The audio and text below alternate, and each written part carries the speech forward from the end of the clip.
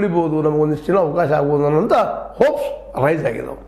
ಹೀಗಾಗಿ ಇಂದಿಗೂ ಸಹ ಇವತ್ತು ಡಿ ಕೆ ಸುರೇಶ್ ಅವರು ಸಂಯಮದ ಮಾತುಗಳನ್ನು ಮಾತಾಡಿದ್ದಾರೆ. ಡಿ ಕೆ ಶಿ ಅವರು ಸಹಿತ ಒಂದು ಕಡೆ ಹೇಳ್ಕೊಳ್ತಾರೆ, ಇಲ್ಲ ನನಗೆ ಕಾಂಗ್ರೆಸ್ ಪಕ್ಷ ಮುಖ್ಯ, ಅದು ಉಳಿಬೇಕಾಗಿದೆ ಅನ್ನೋಂಥ ಮಾತನ್ನು ಸೂಕ್ಷ್ಮವಾಗಿ ಹೇಳಿದ್ದಾರೆ. ಅದಕ್ಕಾಗಿ ಅದೇ ರೀತಿಯಾಗಿ ಇವತ್ತು ಸಿದ್ದರಾಮಯ್ಯನವರಾದರೂ ಸಹಿತ ತಮ್ಮ ಮೇಲೆ ತಾವು ಸಂಯಮ ತಗೊಳ್ಕೊಳ್ಳುವಂಥ ಒಂದು ಅನಿವಾರ್ಯತೆ ಇವತ್ತದ. ಯಾವುದೋ ಒಂದು ಕಾರಣಕ್ಕೆ ಯಾವುದೋ ಒಂದು ಪ್ರೆಷರ್ಗೆ ಒಳಗಾಗಿ ಯಾರದ್ದೋ ಪ್ರೆಷರ್ಗೆ ಒಳಗಾಗಿ ತಪ್ಪು ಡಿಸಿಷನ್ ತೊಗೊಳ್ಳಾರ್ದು ಹೋಗ್ಬೇಕಾಗಿದೆ. ಯಾಕಪ್ಪ ಅಂತಂದ್ರೆ ಸಿದ್ದರಾಮಯ್ಯರ ವ್ಯಕ್ತಿತ್ವ ಚೆನ್ನಾಗಿದೆ. ಅವ್ರು ಹಿರಿಯ ಮಗ ಇದ್ದಿದ್ರೆ ಅವ್ರು ಹೇಳ್ಬೋದು ಪರಿವಾರವಾದ ಮಾಡ್ಬೋದು ಇವರು ಅಂತೇಳಿ. ಇವತ್ತು ಸಣ್ಣ ಮಗಳಿಗೆ ಹೆಚ್ಚಿನವ್ರಿಗೆ ನಾವು ಮುಂದೆ ಬರಬೇಕು, ಮುಖ್ಯಮಂತ್ರಿ ಆಗಬೇಕು ಅನ್ನೋದು ಅಪೇಕ್ಷೆಗಳೇನು ಕಾಣ್ತಾ ಇಲ್ಲ. ಆದರೂ ಹೇಳಿಕ್ಕೆ ಸಾಧ್ಯ ಇಲ್ಲ, ಆ ಮಾತು ಬೇರೆ. ಬಟ್ ಆದರೂ ಸಿದ್ದರಾಮಯ್ಯನವರು ಉಳಿದವ್ರಾಗ ಇವತ್ತು ಯಡಿಯೂರಪ್ಪನವರಾಗ ಒಂದು ನಮ್ಮ ಮಗನ ಬರಬೇಕು, ನಮ್ಮ ಮಗನ ಅಧ್ಯಕ್ಷ ಆಗಬೇಕು ಅಂತ ಆಶಾವಾದಿ ಅಲ್ಲ ಅನಿಸ್ತದೆ ಮೇಲ್ಪದ್ರಲ್ಲಿ.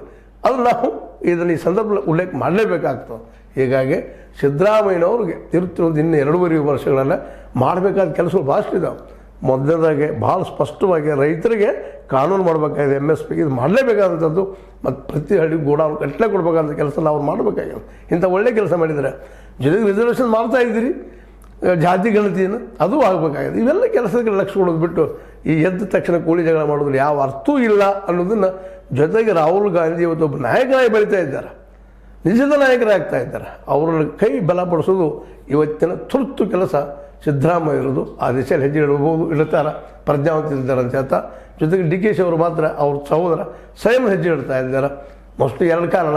ಒಂದನೇದ್ದು ಅವ್ರ ಸಂಖ್ಯೆ ಇಲ್ಲ, ಎರಡನೇದು ನಿಜವಾಗಿ ನಮ್ಮ ಕಾಂಗ್ರೆಸ್ ಉಳಿರೋದು ಭಾವನೆಯೂ ಇರ್ಬೋದು, ಯಾರಿಗೂ ಗೊತ್ತು ಅಂತ ಹೇಳ್ತಾ.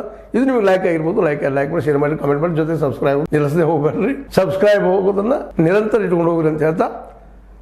H60 ನ್ಯೂಸ್ ಅರ್ಥಾತ್ ಹೇ ಸೀತಾರಾಮಯ್ಯ ಸತ್ಯಕ್ಕಾಗಲಿ ವಂದನೆಗಳು.